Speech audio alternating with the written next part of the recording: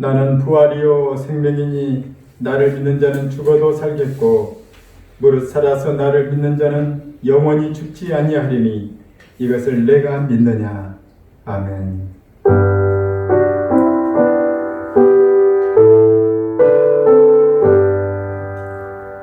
부활하신 주님을 믿고 찬양합니다. 이 시간에 우리 예배 가운데 함께하여 주셔서 영광 받으시옵소서. 예수님 이름으로 기도합니다. 아멘. 사도신경으로 우리의 믿음을 고백하겠습니다. 나는 전능하신 아버지 하나님 천지의 창조주를 믿습니다. 나는 그의 유일하신 아들 우리 주 예수 그리스도를 믿습니다. 그는 성령으로 잉태되어 동정녀 마리에게서 나시고 본디오 빌라도에게 고난을 받아 십자가에 못 박혀 죽으시고 장사된 지 사흘 만에 죽은 자 가운데서 다시 살아나셨으며 하늘에 오르셔 전능하신 아버지 하나님 우편에 앉아 계시다가 거기로부터 살아있는 자와 죽은 자를 심판하러 오십니다. 나는 성령을 믿으며 거룩한 공교회와 성도의 교제와 죄를 용서받는 것과 몸의 부활과 영생을 믿습니다. 아멘.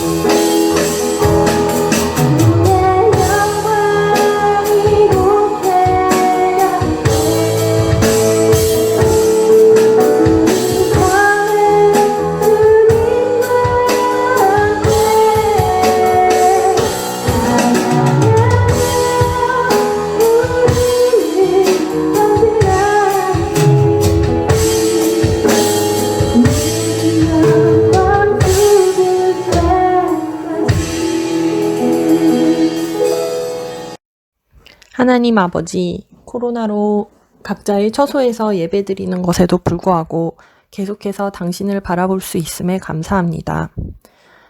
장소에 관계없이 언제 어느 때에나 당신께 나아갈 수 있으니 얼마나 감사한지 모릅니다. 아름다운 봄을 주셔서 감사합니다. 벚꽃과 개나리를 보게 하시고 따뜻한 햇살도 누리게 해주시니 감사합니다.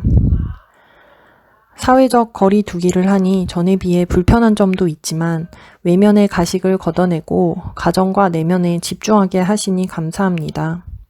코로나를 마냥 불행으로 간주하기보다는 이것을 저희에게 주신 당신의 뜻을 생각하고 이후에도 잊지 않기를 바랍니다. 예수님의 고난주간을 맞아 당신이 왜 십자가에 달리셨는지 다시 묵상해 보았습니다. 우리의 죄를 인하여 십자가에 죽으신 당신의 사랑을 머리로는 알면서도 저는 가슴으로 받아들이기 어려웠습니다. 내 죄를 인정하지 않고 부정하려 하거나 인정하더라도 제 노력으로 극복하려 애쓰며 하나님께 그 노력을 알아달라고 인정해달라고 요구했습니다. 어제의 나보다 오늘의 내가 조금만 더 바뀌어도 혹은 바뀌지 않더라도 진심으로 애쓴 것 자체를 하나님이 모르실 리 없는데 끝없이 다른 사람과 비교하며 스스로를 채찍질했던 것 같습니다. 이제 나의 그 부족함으로 인해 이미 예수님께서 채찍질 당하심을 알고 그것에 감사하며 살기를 원합니다. 그리고 우리의 나음 입은 것을 누리며 살기를 원합니다. 저희에게 저희 모습을 먼저 바로 알아보는 눈을 주시옵소서. 겉사람은 바뀌지 않아도 속사람은 바뀌는 그 말할 수 없는 비밀을 우리에게도 가르쳐 주시옵소서. 오늘의 예배를 기쁘게 받아주시고 예배를 준비하는 자들도 칭찬하여 주시옵소서. 목사님의 말씀을 통해 당신의 뜻이 전달되게 하여 주세요. 예수님의 이름으로 기도했습니다. 아멘.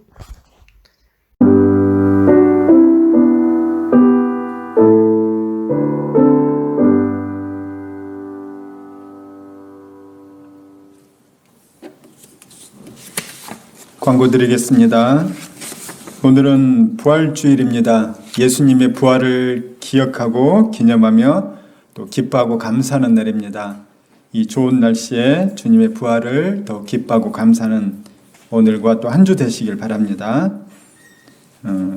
이제 신종 코로나가 점점 가라앉고 있어서 우리도 조만간에는 교회에서 함께 예배를 드릴 수 있을 것 같습니다. 계속해서 우리가 이 일에 힘써서 기도해 줄 수 있기를 바랍니다. 우리 하나님께 함께 봉헌 드리도록 하겠습니다. 봉헌 기도합니다. 주님 감사합니다. 우리의 마음과 믿음을 모아 하나님께 봉헌합니다. 주님 받으시고 이 어려운 시기에 어려운 사람들을 위해서 써주시옵소서. 교회가 잘 세워지며 선교가 이어지게 해주시고 강력하게 해주시옵소서. 이 땅에 힘든 사람들에게 흘러가게 해주시옵소서.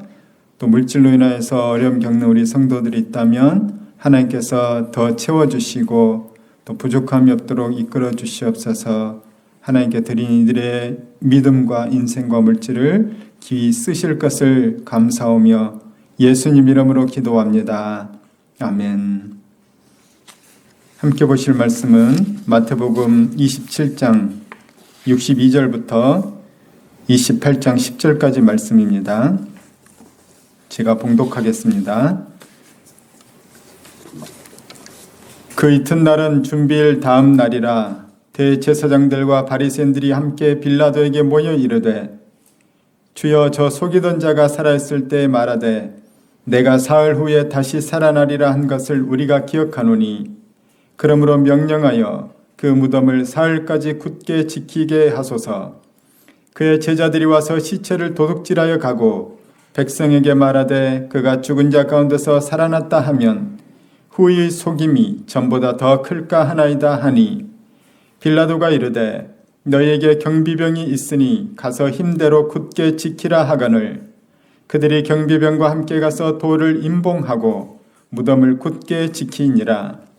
안식일이 다 지나고 안식 후 첫날이 되려는 새벽에 막달라 마리아와 다른 마리아가 무덤을 보려고 갔더니 큰 지진이 나며 주의 천사가 하늘로부터 내려와 돌을 굴려내고 그 위에 앉았는데 그 형상이 번개 같고 그 옷은 눈같이 희거늘 지키던 자들이 그를 무서워하며 떨며 죽은 사람과 같이 되었더라. 천사가 여자들에게 말하여 이르되 너희는 무서워하지 말라. 십자가에 못 박히신 예수를 너희가 찾는 줄을 내가 아노라. 그가 여기 계시지 않고 그가 말씀하시던 대로 살아나셨느니라. 와서 그가 누우셨던 것을 보라. 또 빨리 가서 그의 제자들에게 이르되 그가 죽은 자 가운데서 살아나셨고 너희보다 먼저 갈릴리로 가시나니 거기서 너희가 배우리라 하라. 보라 내가 너희에게 일렀느니라 하거늘. 그 여자들이 무서움과 큰 기쁨으로 빨리 무덤을 떠나 제자들에게 알리려고 다름질할세 예수께서 그들을 만나 이르시되 평안하냐 하시거늘 여자들이 나아가 그 발을 붙잡고 경배하니 이에 예수께서 이르시되 무서워하지 말라. 가서 내 형제들에게 갈릴리로 가라 하라. 거기서 나를 보리라 하시니라. 아멘. 오늘 말씀 제목은 그가 말씀하시던 대로 살아나셨느니라 입니다. 우리가 예수님을 하나님의 아들이라고 주저없이 고백할 수 있는 근거는 바로 예수님의 부활 때문입니다. 죽음은 인간의 일이지만 부활은 바로 하나님의 일이기 때문입니다. 때문에 우리가 예수님의 부활이 믿어진다면 그 사람은 그리스도인이 되는 것입니다. 우리는 사람 예수님을 믿는 것이 아니라 하나님의 아들이신 예수님을 믿기 때문입니다. 예수님이 하나님의 아들이시라면 예수님은 인간의 한계를 뛰어넘는 인간의 한계인 그 죽음을 뛰어넘어서 반드시 부활하셔야만이 그분이 하나님이시라는 증거가 되는 것입니다. 인류 역사의 그 어떤 강한 자들도 다 죽었습니다. 알렉산더 대왕도 또 징기스칸도 진시 황제도 나폴레옹도 그들은 다 죽었습니다.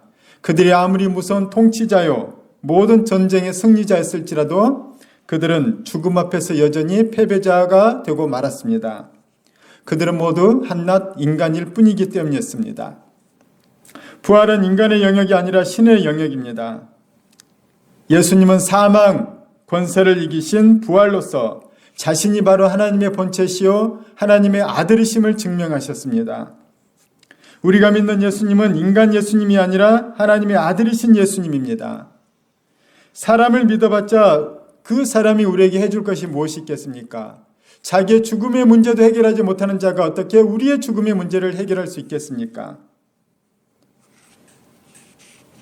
죽음의 문제는 죽음의 문제를 해결한 분만이 도와줄 수 있는 문제인 것입니다. 우리가 믿는 하나님은 살아계신 하나님입니다. 성경이 말하는 살아계신 하나님이라는 의미는 아브라함 때도 살아계셨고 다윗 때도 살아계셨고 사도 바울 때도 살아계신 하나님인 거예요. 인류의 수천 년에 어쩌면 수만 년이 될지는 모르는 그 인류의 모든 역사 가운데 모든 믿음의 인물들과 하나님은 늘 살아계신 하나님으로 그들과 함께 하셨습니다. 그 살아계신 하나님은 오늘 지금 우리와도 함께 하시는 살아계신 하나님이신 겁니다. 하나님은 우주 만물을 창조하셨고 우주의 창조 저 너머에 계신 분이 바로 하나님이십니다. 우주 너머의 또 다른 차원에 그 큰 차원에 계시는 분이 바로 하나님이시라는 거죠. 우리가 믿는 예수님은 하나님이십니다. 우리가 믿는 예수님은 바로 또한 구원자이십니다.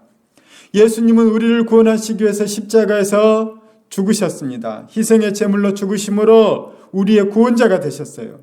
그리고 예수님은 부활하심으로 그분이 우리의 하나님이 되신 것입니다. 때문에 우리가 예수 그리스도를 하나님의 아들로 믿기 위해서는 우리에게 부활의 신앙이 확실해야 되는 것입니다. 부활의 신앙이 있는 자만이 예수 그리스도의 신성에 대해서 믿게 되고 그분을 하나님의 아들로 고백할 수가 있게 되는 것입니다. 우리는 또한 성경은 예수님을 무조건 그분의 부활에 대해서 그분의 신성에 대해서 무조건 믿으라고 얘기하지 않습니다.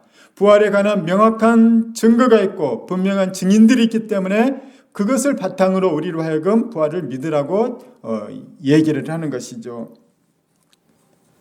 자, 먼저 우리는 예수님이 누군지를 알아야 합니다. 예수님을 잘 믿기 위해서는 예수님이 누군지를 분명히 알아야 되는 것이죠. 예수님은 근본 하나님의 본체시나 하나님의 영광, 하나님의 보좌를 버리시고 이 땅에 인간의 삶으로 들어오셨습니다. 이 땅으로 오셔서 사람이 되셨습니다. 하나님이 인간의 몸을 입고 사람이 되신 것이죠. 자, 하나님이 인간이 되신 이 사건, 예수님이 인간이 되신 이 사건은 바로 신비인 것이죠. 예수님은 남자의 도움 없이 성령의 감동으로, 성령의 능력으로 동정녀인 마리아를 통해서 이 땅에 예수님이 태어나셨습니다. 그 예수님의 탄생 자체가 놀라운 신비인 것이죠. 남녀 사이에서 사람 아기가 태어나는 것은 자연현상이지 신비가 아닙니다.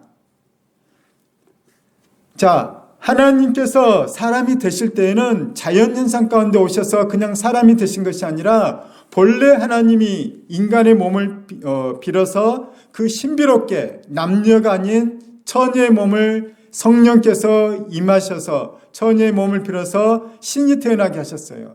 그래서 그 무한하신 신이 유한한 인간으로 낮아진 사건, 그 다음에 신이 인간이 된 사건 가운데는 우리가 이해할 수 없는 그 신비가 있다는 거예요. 그것은 바로 신이 인간이 되는 사건이고 하나님께서 상식의 세계, 이 유한의 세계로 들어온 사건인 것이죠.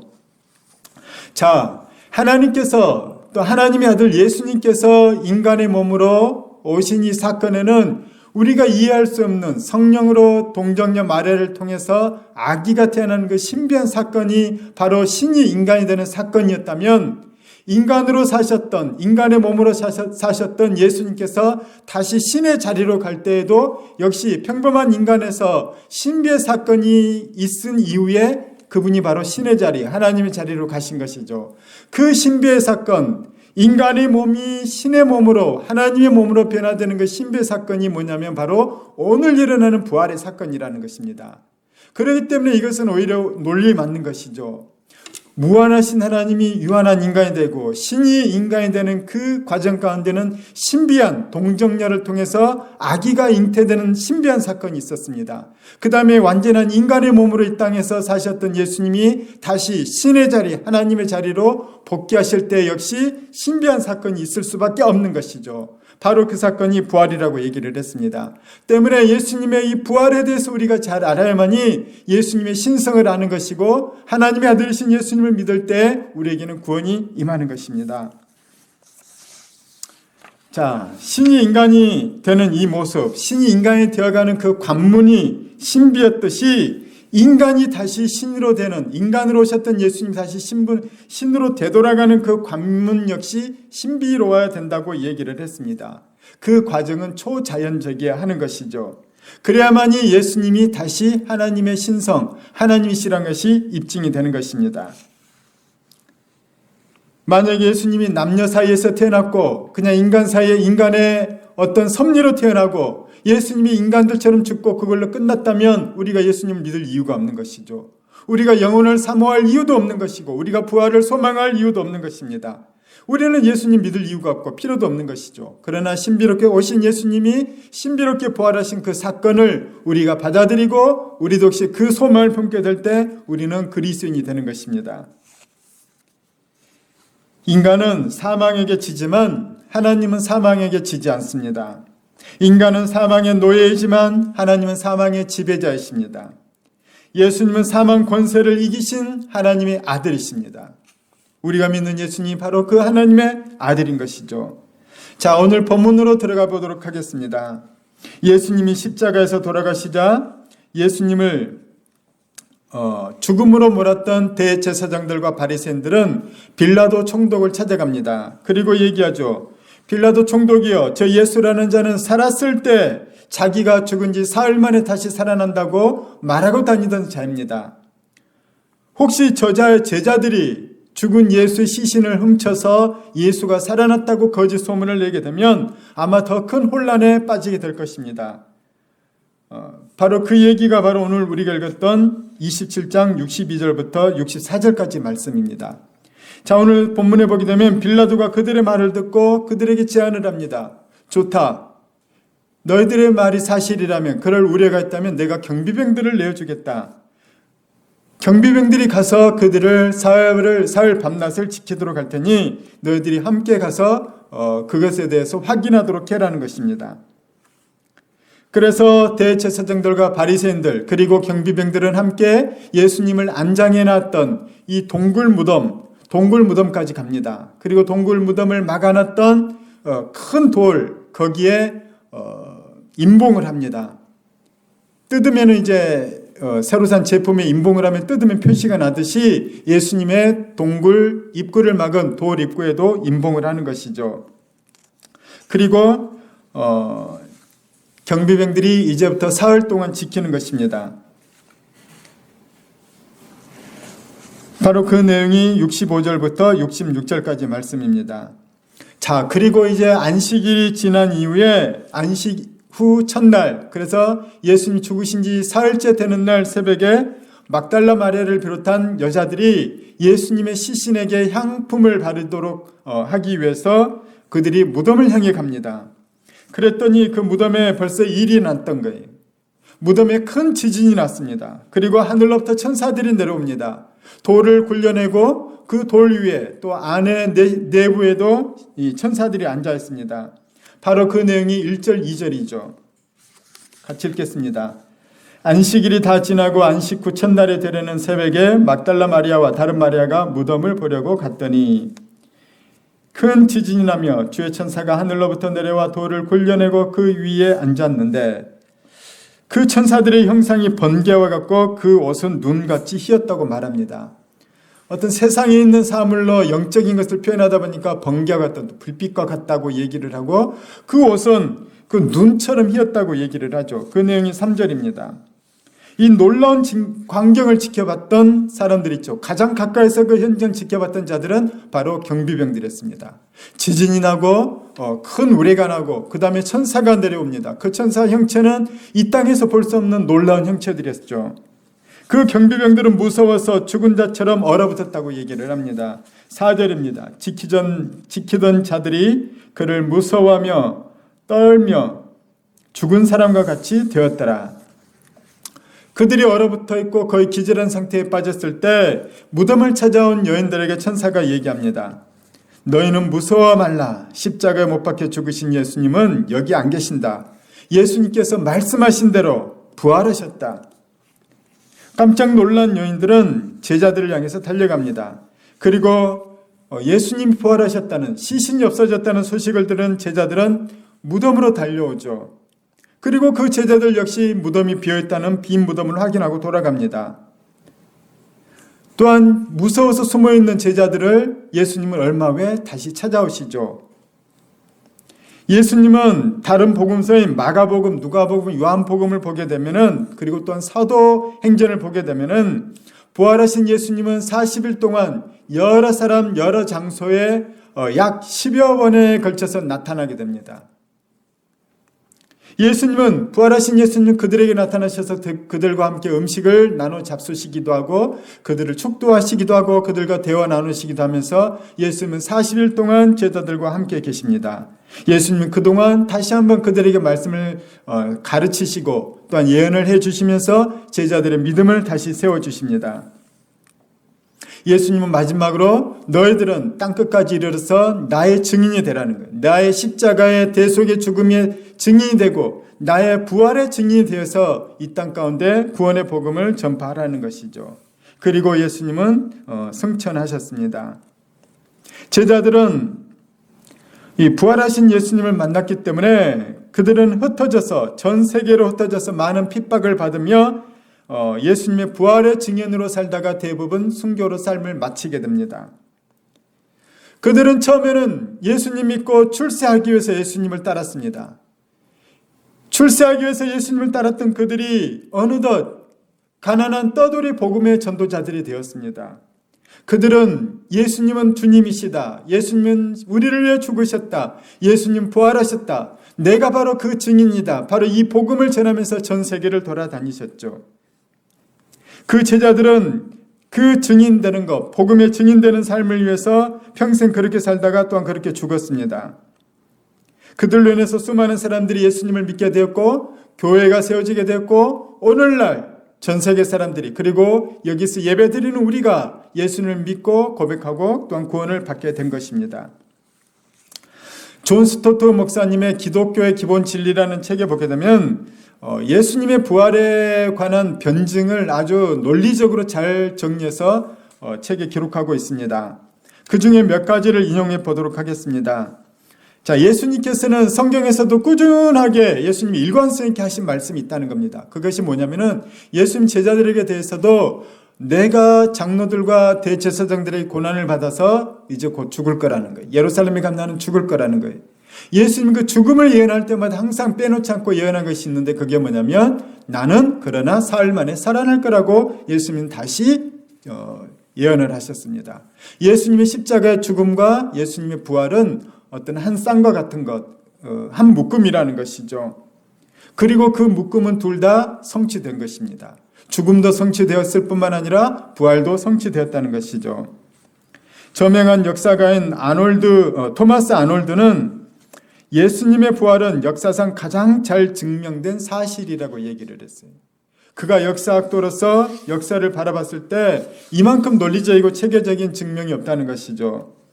또한 법률가였던 에드워드 클라크 경은 그의 편지에서 이렇게 썼습니다. 저는 법률가로서 예수님의 부활 사건에 대한 증거를 오랫동안 연구해 왔습니다. 그리고 저에게는 그 증거가 확정적입니다. 부활에 대한 복음서의 증거는 논리적인 추론에 따른 증거입니다. 저는 법률가로서 이들이 확증할 수 있었던 사실들에 대한 증거를 남김없이 받아들입니다. 냉철한 법률가가 보아도 그 증거는 너무나도 증거 가능인 증거로서의 확실한 증거 능력이 있다는 것이죠. 자, 그렇다면은 이 논리적인 이 증거란 것이 도대체 무엇일까요? 자, 첫 번째 증거는 뭐냐면 시체가 사라졌다는 것입니다. 네 권의 복음서들은 부활절 아침에 여인들이 예수님의 무덤을 찾아가는 이야기가 나옵니다. 예수님의 무덤을 찾아간 그 여인들은 무덤에 도착하자마자 그들은 아연실색합니다. 깜짝 놀라는 거죠. 왜냐? 예수님의 시신을 보려고 향품을 바르려고 무덤에 갔지만 시신이 사라지고 말았던 것이죠. 자, 예수님의 시신이 사라진 사건에 대해서는 여러 가지 가설들이 있습니다. 수많은 사람들이 부활할 리가 없어 논리적으로 생각해보자 하면서 가설들을 내세웠습니다. 첫 번째 가설은 이 여인들이 다른 무덤을 찾아갔다는 가설입니다. 새벽에 어두컴컴해서 이 여인들이 또 여자들이 좀 길눈이 없지 않냐. 그래서 여자들이 다른 무덤을 찾아갔다는 겁니다. 그러나 여자들은 결코 바보들이 아닙니다. 한두 명이라면 길을 잘못 찾아갈 수 있겠지만은 여자들은 여러 명이 갔어요. 한 명이 틀리면 다른 사람이 거기가 아니라 저기야 이렇게 얘기해 줄 수 있다는 것이죠. 그리고 그 여인들만 무덤에 간 것이 아니라 여인들이 돌아갔을 때 예수님의 제자들도 베드로와 요한이 특별히 예수님 무덤을 다시 갑니다. 그리고 빈 무덤을 그 둘이 다시 확인을 하죠. 또한 그녀들이 무덤에 도착했을 때 그녀들이 본 장면은 뭐냐면 무덤을 가로막았던 돌이 굴려져 있을 뿐만 아니라 경비병들이 죽은 듯이 있었다는 거예요. 그들이 깜짝 놀라서 기절해 있었다는 것이죠. 아니, 빈 무덤, 남의 무덤을 경비병들이 왜 지키고 있겠습니까? 여인들이 다른 무덤을 찾아갔다는 가설은 맞지 않는 것입니다. 자, 두 번째 가설은 시체가 사라졌다는 이유를 대는 두 번째 가설은 예수님이 십자가에서 잠깐 기절했다는 주장인 거예요. 예수님께서 십자가에서 하도 고통스러우니까 그 충격으로 실신하셨다가 예수님께서 이제 되살아나셨다는 겁니다. 그러나 이 주장에는 문제가 많습니다. 마가복음 15장에 보게 되면 예수님의 이 죽음이 진짜인지 아닌지 빌라도가 백부장에게 시키는 장면이 나와요. 자, 이제 해도 어둑어둑해지고 곧 내일은 안식일이니까 시체를 빨리 채워야 되는데 죽었는지 확인을 해라는 것입니다. 그래서 백부장이 확인을 합니다. 요한복음에는 더 확실한 증거가 나오죠. 자, 요한복음 19장에 보게 되면은 예수님이 죽었나 안 죽었나를 확인하기 위해서 한 로마 군병이 하는 행위가 있습니다. 그게 뭐냐면은 길다란 창으로 십자가 아래에서 로마 병사가 예수님의 옆구리를 향해서 갈비뼈 아래로 창을 찌릅니다. 아래에서 위로 창을 찔렀죠. 갈비뼈 아래로 창이 들어갑니다. 이 말은 무슨 말이냐면은 그 창이 관통을 하면서 위장이든 폐든 간이든 심장이든 내부의 장기를 훼손시켰다는 것입니다. 아마도 심장을 훼손시킨 것 같아요. 내부의 어떤 장기와. 그래서 그 로마 군병이 창을 찌르고 뺐을 때 성경 뭐라고 기록하냐면은 물과 피가 쏟아졌다는 것입니다. 예수님의 내장 장기에 있었던 고여 있었던 물 그리고 피가 쏟아진 것이죠. 이 말은 장기가 파열됐다는 얘기입니다. 그리고 심장이 파열됐을 가능성이 아주 크다는 것이죠. 로마 군병의 이 화진 사살을 통해서도 예수님은 분명히 죽은 것이죠. 잠깐 기절한 것이 아니라는 것입니다. 자, 예수님의 시체가 사라진 것에 대한 세 번째 주장은 이것이 가장 그럴듯한 주장입니다. 예수님의 제자들이 예수님의 시신을 훔쳐갔다는 것입니다. 이 주장은 바로 오늘 본문에 나옵니다. 28장 11절부터 15절까지죠. 여기에 보게 되면은 여자들이 가고 나서 경비병들이 깨어납니다. 그리고 예수님의 무덤을 막았던 돌이 굴려져 있고 시신이 사라진 것을 확인하죠. 그리고 나서 경비병들은 성에 들어가서 대제사장들에게 이 사실에 대해서 알립니다. 대제사장들은 장로들과 의논을 하죠. 그리고 군인들에게 12절에 보게 되면 군인들에게 돈을 많이 주면라고 하는 거예요. 그들에게 돈을 주고 입막음을 하는 것입니다. 그럼 뭐라고 얘기하라고 하냐면은 13절 보겠습니다. 이르되 너희는 말하기를 그의 제자들이 밤에 와서 우리가 잘 때 그를 도둑질하여 갔다 하라. 14절 만일 이 말이 총독에게 들리면 우리가 권하여 너희로 근심하지 않게 하리라 하니 15절 군인들이 돈을 받고 가르친 대로 하였으니 이 말이 오늘날까지 유대인 가운데 두루 퍼지니라. 가장 그럴듯하지만 사실 하나하나 논리적으로 따져보면 말이 되지 않는 얘기라는 것을 알 수 있습니다. 이것은 이치에 맞지 않죠. 로마 총독의 명령을 받아서 선발된 경비병들입니다. 그들이 둘 다 잠이 든다는 것은 말이 안 되는 것이죠. 설사 둘이 잠들었다고 해도 그 장정들 서너 명 이상이 달라붙어서 힘을 써서 굴러내야 되는 것이 바로 무덤을 막은 큰 바위돌입니다. 무덤 돌 바로 곁에서 경비를 서던 자들이 장정들이 그렇게 많이 다가오고 밤에는 소리도 훨씬 크게 들립니다.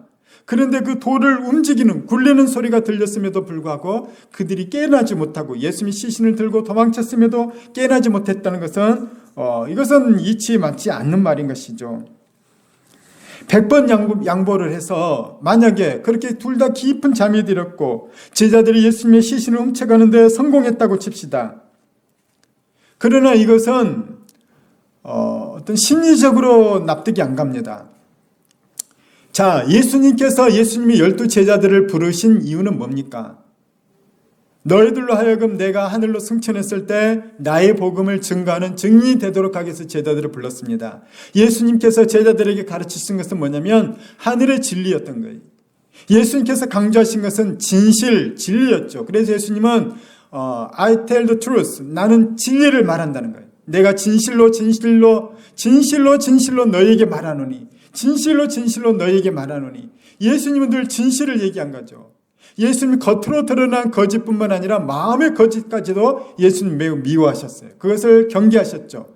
그래서 사람이 실제로 살인하지는 아니하였지만 마음속으로 누군가를 미워하면 너는 살인한 거라는 거예요. 마음까지 지키라는 거예요. 정직하라는 거죠. 네가 마음으로 다른 여자를 보고 음욕을 품으면 너는 간음한 자라는 거예요. 예수님은 요한복음 8장에 보게 되면은 거짓말하는 유대인들, 바리새인들을 보면서 너희들은 거짓의 아비인 마귀의 자식들이라는 거예요. 예수님은 거짓말하는 자를 마귀의 자식이라는 거예요. 거짓의 오리지널이 바로 마귀라는 것이죠. 만약에 예수님이 제자들에게 거짓을 가르쳤다면, 제자들이 예수님에게 제대로 배웠다면 제자들은 예수님에 대해서 거짓말을 할 수 없어요. 예수님이 시신을 훔쳐놓고 거짓말로 부활했다고 말한다는 것은 예수님의 가르침과 논리적으로 맞지 않아요. 이것은 심리적으로 용납이 안 되는 사건이라는 것입니다. 아니, 예수님이 거짓말은 마귀의 일이라고 가르쳤는데 제자들이 거짓말하면서 평생을 그렇게 다닌다는 게 말이 되겠습니까? 그리고 제자들이 예수님을 따랐던 처음의 동기는 여러 가지 동기가 있지만, 신앙적인 동기도 있지만, 첫 번째 그들의 현실적인 동기는 뭐냐면 예수님이 왕이 되면 내가 출세하고 싶은 욕구였어요. 그래서 예루살렘에 입성할 때까지만 해도 제자들은 누가 높냐, 누가 높은 자리 차지하냐고 서로 싸웠던 것이죠. 제자들의 심리는 높은 자리에 출세하는 거예요. 돈을 많이 벌거나 관직에 오르거나 유명해지거나 권력을 갖는 것이었습니다. 그러나 그들이 예수님 믿고 복음의 증인이 되었을 때 그들에게는 돈도, 사람들의 친구들도 떠나가고 가족들도 떠나가고 그들은 유대 사회로부터 쫓겨나고 말았습니다.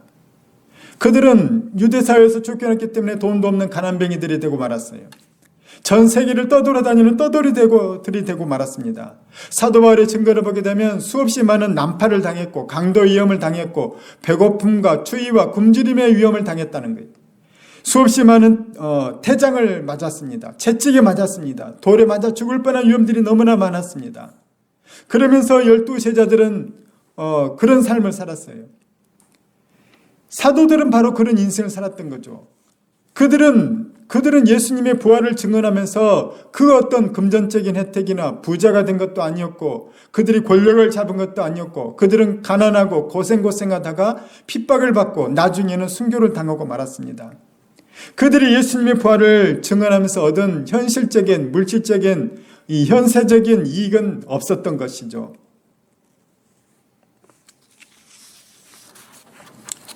이것이 바로 예수님이 부활하신 두 번째 증거가 되기도 합니다. 예수님 부활하셨다는 첫 번째 논리적인 증거는 예수님의 시신이 사라졌다는 것이었습니다. 자, 두 번째 증거는 뭐냐? 변화된 예수님의 제자들의 모습입니다. 예수님의 제자들은 예수님이 잡혀가시자 예수님이 잡혀가신 것처럼 우리도 잡혀갈까 봐서 그들은 뿔뿔이 흩어져 도망갔습니다. 그나마 의리를 지켰던 베드로가 예수님이 신문받는 대제사장의 집에 숨어 들어갔지만 베드로도 그들의 이 압박에 못 이겨서 나는 제 예수를 모른다고 저주하면서까지도 부인했던 사람이 바로 베드로입니다. 나머지 제자들도 십자가 곁에 간 사람은 사도 요한 외에는 없습니다. 그런데도 불구하고 그들이 예루살렘의 한 다락방에 숨어 있었던 제자들이, 그러나 예수님의 부활을 경험하고 성령을 받은 그들은 바로 이후에 사도행전에서 보게 되면 그 마라가의 다락방 지붕 위에서 그들은 큰 소리로 이스라엘 백성을 향해 외칩니다. 너희가 십자가에 못 박혀 죽인 그 예수가 바로 하나님의 아들이다. 그 예수는 부활했다. 우리가 바로 증인이다. 너희도 예수를 믿고 구원받아라. 너희도 예수를 믿고 성령을 받아라. 담대하게 그들의 변화가 되죠. 그것을 설명할 수 있는 이유는 근거는 예수님의 부활밖에 없다는 것이에요. 부활을 경험하지 않은 제자들이 어떻게 그렇게 변화가 될 수 있겠습니까? 사람의 변화가 얼마나 어려운 일입니까? 사람은 변화되지 않아요. 그러나 성령이 그들을 변화시켰다는 것이죠. 그 변화 가운데는 신약 성경의 위대한 저작가, 기록자 가운데 한 명인 사도 바울도 포함이 되는 것입니다. 자, 예수님께서 부활하셨다는 세 번째 증거가 있습니다. 세 번째 증거는 바로 예수님의 시신을 쌌던 세마포 수위가 헝클어지지 않았다는 것입니다. 우리나라도 사람이 죽으면 그 사람의 시신을 닦아줍니다. 염이라고 하죠. 깨끗이 닦고 이제 눈, 코, 입 같은 어떤 구멍이 있다는 것은 다 막습니다. 그리고 삼배로 된 수의를 입혀주죠. 그 수의를 입혀서 관에 넣어서 매장을 하는 것입니다. 이것이 우리나라 전통적인 장례식이죠. 유대인들도 비슷했습니다. 우리나라 사람들은 삼배옷을 시신에게 입혔다면 유대인들은 세마포라는 삼배보다는 좀 더 가는 천으로 된 그 마로 짠 천으로 된 세마포로 시신을 감싸 안았습니다. 그리고 몸을 묶었고, 유대인의 또 다른 차이점 뭐냐면 그들은 머리까지도 세마포로 감았다는 것이에요. 그리고 나서 그 시신을 동굴로 된 무덤에 넣고 편편한 바위 위에 시신을 놓았습니다. 그 올려놓은 시신 위에다가 세마포 위에 그들이 또 한 일이 뭐냐면은 땅속에 넣어서 썩히는 것이 아니기 때문에 시신이 썩는 냄새가 진동하지 않도록, 그리고 시신이 좀 곱게 부드럽게 보존될 수 있도록, 최대한 오래 보존될 수 있도록 그들은 향품을 발랐습니다. 그곳에 발랐던 향품들, 어떤 기름들, 향신료들, 그런 것들이 바로 시신에게 해줬던 거죠. 그 일을 해주기 위해서 부활절 아침 여인들이 향품을 가지고 예수님께 갔던 거예요.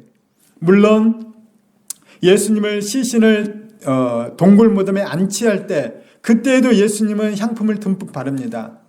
그때 누가 향품을 가져왔냐면 니고데모가 가져왔죠. 바리새인이고 사내들인 공회원이었던 니고데모가 예수님을 장사 지내도록 하기 위해서 그가 몰약과 향품을 100근이나 가져왔다는 거예요. 왜냐? 장례식에 그들에게는 반드시 필요한 물품이기 때문입니다. 자, 그런데 오늘 본문에게 보게 되면은 천사들이 여인들에게 예수님이 누워있던 그 자리를 보라고 얘기를 합니다. 6절에 나오죠. 와서 그가 누우셨던 곳을 보라. 성경에 보게 되면, 이제 다른 곳들의 기록들과 종합해서 보게 되면 예수님이 누우셨던 곳에는 이 천의 무더기가 2군데 있습니다. 아래쪽은 몸을 감쌌던 세마포죠. 그리고 위쪽은 머리를 감쌌던 세마포예요. 그런데 성경이 공통적으로 표현하는 것은 뭐냐면 그 세마포들이 정갈하게 있었다는 거예요. 정돈될 수 있었다는 겁니다. 만약에 기절했다가 깨어났다면 막 풀어헤치면서 나왔겠죠. 아니면 입고 나갔겠죠. 그런데 그대로 정결하게 있었다는 거예요. 마치 번데기에서 나비가 나오면은 그 나비가 나왔지만은 껍데기가 온전하게 남아있는 것처럼 예수님을 감쌌던 세마포, 아래 몸을 감쌌던 세마포와 위를 감쌌던 세마포, 이 2개가 바로 정갈하게 있었다는 거, 헝클어지지 않고. 그래서 천사들이 보라는 거예요. 예수님께서 부활하셔서 빠져나왔다는 거예요. 예수님은 변형되신 형태로 부활하신 겁니다. 우리 몸과 똑같은 육신이 아니라 변형되신 형체로 예수님 부활을 하셨죠. 바로 그것이 하나님의 신비요 부활의 신비라는 것입니다. 우리의 몸은 변형돼서 3차원의 세계가 아닌 또 다른 차원의 세계로 가게 될 것입니다. 성경은 우리가 가게 될 그 또 다른 차원의 세계를 뭐라고 얘기하냐면 영원한 세계라고 얘기합니다. 또는 천국, 그리고 지옥이라고 얘기를 하는 것이죠. 우리는 반드시 천국이 아니면 지옥으로 가게 되는 것입니다. 자, 지금까지 우리는 부활에 대해서 몇 가지 논리적인 추론들을 보았습니다. 아직도 성경과 기독교의 역사 가운데는 우리가 언급한 이외에도 수없이 많은 부활에 관한 증인들과 증거들이 넘쳐납니다. 그리고 그것들은 충분히 논리적인 설명들이 되어 있죠.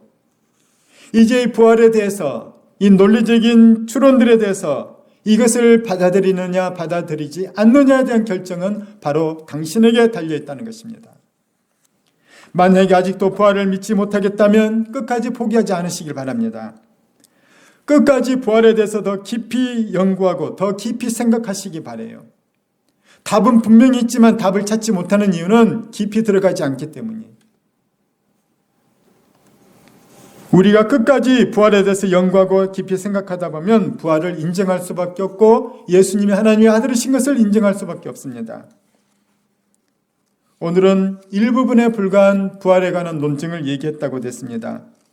부활에 대해서 고민하지 않는 것, 연구하지도 않는 것, 깊이 생각해보지 않는 것, 이것이 문제지 반드시 몰입하는 자들은 부활에 대해서 인정할 수밖에 없다는 것이죠.